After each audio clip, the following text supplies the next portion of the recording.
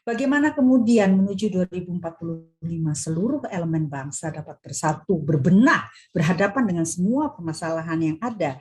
Kita tidak bisa menutup mata terhadap adanya ancaman infiltrasi ideologi, berkembangnya paham-paham baru yang merusak tatanan nilai kebangsaan kita. Kita harus kembali menegakkan konsensus kita sebagai sebuah bangsa dan menjaga NKRI. Kita ingin merumuskan komunike nanti kita luncurkan pada bulan Agustus 2022 yang ini nanti kita serahkan kepada G20 dan summitnya tentu nanti mengikuti rangkaian dari G20. Intinya adalah kita berharap agar kita bisa membangun gerakan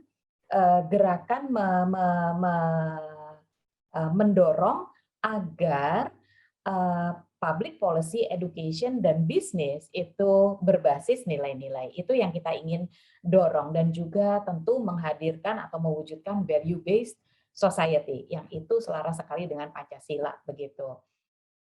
Dialog restoratif itu mencoba memulihkan kembali komitmen kebangsaan kita pada berbagai level ya, lokal maupun nasional. Bentuknya bisa forum-forum, bisa juga kongres, bisa juga musyawarah pada level lokal.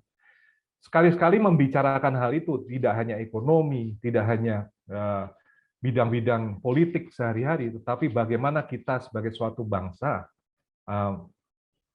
meneguhkan kembali suatu komitmen kebangsaan. Kalau bisa, di antara kelompok-kelompok oposisi bisa diajak untuk membahas kembali soal komitmen kebangsaan seperti ini, karena kelompok-kelompok itu cenderung sempal dan membentuk ideologi sendiri.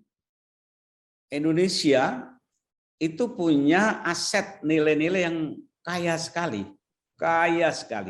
Hanya bedanya kalau dengan Amerika, orang-orang itu datang bersama-sama membuat cita-cita, mimpi-mimpi, membuat rumah bersama, sehingga kemudian nilai-nilai citizenship itu dijaga, dibangun bersama atas dasar kesamaan demokrasi.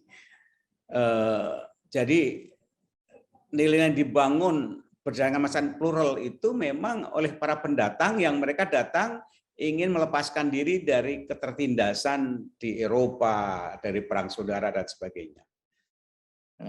Ini yang sasaran-sasaran dari evolusi mental itu sebetulnya holistik, mencakup mulai dari mulai dari 1000 hari awal kehidupan yang biru muda itu sampai yang kuning tua yang yaitu lansia. Itu ada berbagai intervensi yang diberlakukan dan kita lihat di lingkaran tengah itu gerakan yang sifatnya mencakup semua etape perjalanan siklus manusia Indonesia. Ada gerakan masyarakat sehat, kemudian jaminan sosial nasional, bantuan sosial, itu ada revolusi mental dan pembangunan kebudayaan, dan penanggulangan bencana, disabilitas. Ini tidak pandang umur, tidak pandang strata sosial, harus semua digerakkan melalui 6 target itu. Kita tahu bahwa kalau kita bicara nilai, kita berbicara mengenai kesadaran. Kita bicara mengenai hal-hal yang seharusnya secara reflektif kita lakukan berdasarkan kegiatan keseharian. Pertanyaannya adalah, maukah kita menyisihkan waktu untuk belajar secara reflektif dari hal-hal yang sudah kita lakukan dalam keseharian? Karena hanya dengan itulah sebetulnya satu kesadaran masuk ke dalam seluruh pembuluh darah kita. Memang ada nilai-nilai yang diharapkan oleh masyarakat, tetapi kita sangat tidak punya cara bagaimana memperbaiki ekspektasi masyarakat itu secara sistemik. Nah, kalau secara sistemik yang saya pikirkan itu adalah kita mengubah alur atau produk-produk undang-undang yang tidak lagi sesuai dengan tuntutan masyarakat, baik di bidang pendidikan, baik di bidang kesehatan dan lain sebagainya dan lain sebagainya.